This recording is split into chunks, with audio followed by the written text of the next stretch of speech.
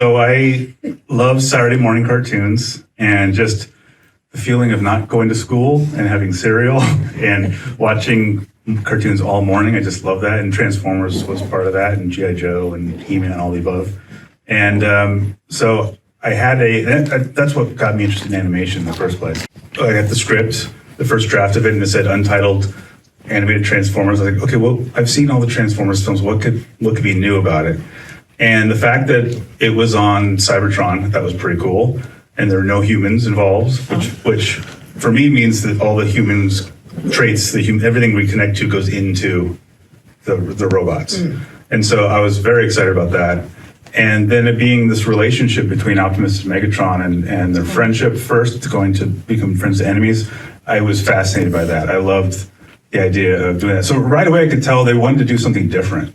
And I was like, I'm in. That's the movie I want to see. And so I go, okay, and now I want to make that. I knew that the planet of Cybertron being all metal, that could be pretty cool, but I didn't want it just to be like a gray ball, the entire thing. So knowing that our characters were going to go to the surface, I wanted to experience it along with them. And so the difference between what's down below, our characters don't know anything about, they don't know the truth that's going on. So when they're down below, they're hidden from the truth. But they're also, they don't have the experience of the surface. All of the visuals are very vertical down there, and they're confined. When they get to the surface, it's all horizontal, and then the frame literally opens up so they can see more, like they're learning about the world.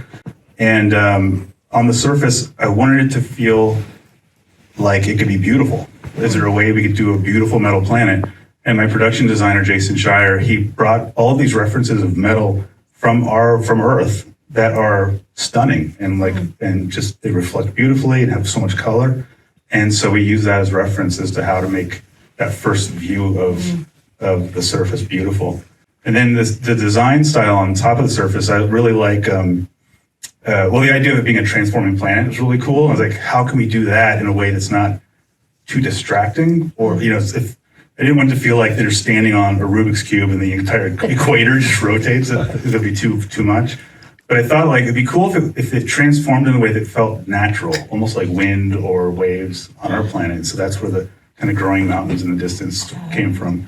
And I'm also a fan of Maurice Noble, who did all the background paintings for Roadrunner. And so a lot of those shapes are from Roadrunner cartoons. Being an origin story and being basically Cain and Abel, that's when I first read the script. I was like, oh, this feels legendary. Like if you lived on Cybertron now, you would tell this story. This would be in the carved on the wall, it'd be hieroglyphics, whatever. So I was like, let's make it feel practically biblical. And so I looked at Ben-Hur, Spartacus, Ten Commandments, those old classics that are these epic Lawrence of Arabia, the epic movies that are really about a relationship right at the center of it. ILM is being an effects house. You could throw anything at them and they'll figure it out, which is really amazing. The scene with all the dust rolling around that becomes like a AR, essentially, augmented reality around them. I remember pitching that to them over Zoom, and I'm like, there's a big cave, all these characters are in it, all this dust starts forming other Transformers that are transforming and blowing up and shooting things, and they're just kind of going, okay. And then I said, are you guys, is the Zoom frozen, or are you guys just, no, we're here, we're listening. And then I said, I know it's a lot, and they're like, okay, well, we'll figure it out. And then they brought back a couple tests of just the characters out of dust. And I was like, oh my God. It looks amazing. It's insane. So they love a challenge.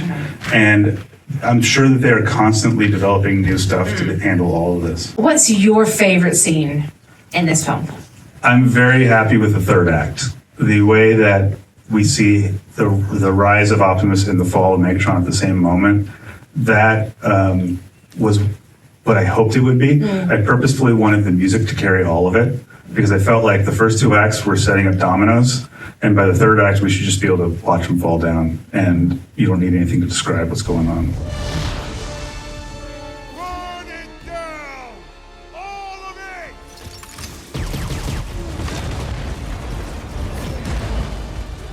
All hail Megatron! He's gonna kill everyone. We have to stop him. Come on. No! It's over. It's over when every last one of his followers is dead!